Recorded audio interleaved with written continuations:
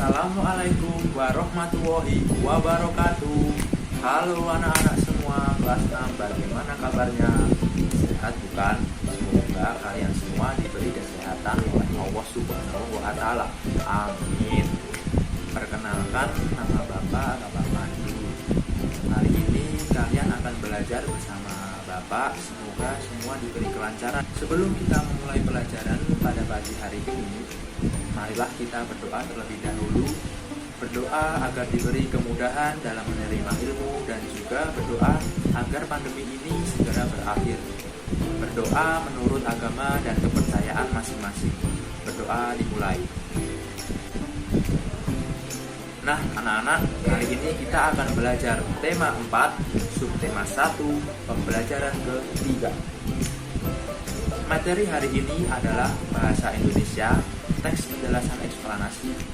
Materi yang kedua, IPA, kegiatan menghemat energi listrik.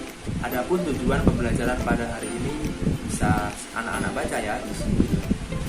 Nah, anak-anak, pastikan kalian sudah tidak asing dengan kata listrik. Apa sih itu listrik? Setiap hari kita melakukan aktivitas, semua bergantung pada energi listrik. Banyak aktivitas yang kita lakukan membutuhkan energi listrik. Misalnya menonton TV, menyalakan lampu, menyetrika, menyalakan kipas angin. Nah, supaya anak-anak lebih jelas lagi bagaimana sih listrik bisa sampai ke rumah kalian, kita baca yuk dan amati teks berikut ini. Nah, dari teks bacaan tersebut, ayo kita cari informasi penting dari setiap paragraf. Bagaimana ya caranya? Cara yang pertama yang harus kita lakukan adalah membaca teks atau bacaan tersebut dengan seksama atau teliti. Langkah yang kedua, memahami setiap kalimat yang terdapat pada teks. Langkah yang ketiga, setelah kita memahami maknanya, temukanlah kalimat utama beserta gagasan pokok, ide pokok dalam setiap paragraf tersebut. Dan langkah yang terakhir, tandailah kalimat atau kata yang ada kaitannya dengan kata kunci, yaitu judul bacaan tersebut. Dari teks yang sudah kalian baca tadi, sudah diketahui bagaimana cara listrik sampai ke rumah kalian. Nah, untuk lebih jelasnya, kita amati yuk gambar samping Bapak ini. Nah, dari gambar tersebut dapat kita ketahui energi listrik dihasilkan dari PLTU, PLTS, dan PLTA. Sekarang kita mulai belajar bagaimana sih penyaluran energi listrik dari pusatnya lalu sampai ke rumah kalian. Yang pertama, energi listrik tersebut kemudian dinaikkan tegangannya oleh transformator. Fungsinya apa sih? Untuk menaikkan tegangan listrik hingga 500 kW, baru kemudian disalurkan ke berbagai tempat, yaitu sistem transmisi. Lalu listrik tersebut disalurkan bernama sutet atau saluran udara tegangan tinggi yang menyalurkan energi dari pusat pembangkit listrik. Setelah tadi listrik melalui sutet yang melewati pegunungan, melewati hutan, energi listrik masuk ke gardu induk. Nah, di gardu induk listrik diturunkan tegangannya oleh transformator penurun tegangan. Kemudian energi listrik disalurkan lagi ke gardu-gardu distribusi dan diturunkan lagi tegangannya dalam gardu distribusi menjadi tegangan rendah, yaitu 220 volt. Tegangan sebesar ini sudah sesuai dengan kebutuhan rumah tangga kalian. Akhirnya listrik sampai ke rumah anak-anak semua. Jadi listrik bisa dinikmati oleh anak-anak, papa, mama, kakak. Setelah mempelajari bagaimana listrik bisa sampai ke rumah anak-anak semua, kita juga harus tahu tentang sejarahnya ditemukan listrik. Siapa sih penemu sistem transmisi tersebut? Nah, kalian bisa baca teks penemu listrik di sebelah Bapak ini ya. Bapak jelaskan.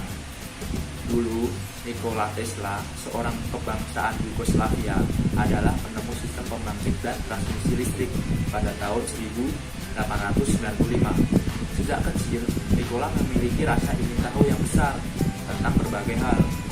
Ia sangat mensukai matematika, fisika. Ia pernah bekerja sama dengan Thomas Alva Edison dan merancang 24 jenis dinamo setelah Michael Faraday menemukan energi listrik. Nikola mengembangkan penemuan tersebut dengan membangun pembangkit listrik tenaga air atau biasa kita sebut dengan PLTA. PLTA tersebut memanfaatkan air terjun di negara Amerika, maka sejak saat itu listrik pun menerangi dunia hingga sekarang. Nah, berkat penemuan Nikola Tesla, ini sebagian besar warga dunia bisa menikmati listrik. Kita harus bersyukur kepada Tuhan yang telah menyediakan berbagai sumber daya alam untuk bisa digunakan sebagai pembangkit listrik. Nah, anak-anak, setelah kita mempelajari tentang listrik, bagaimana sikap kita untuk menghemat listrik?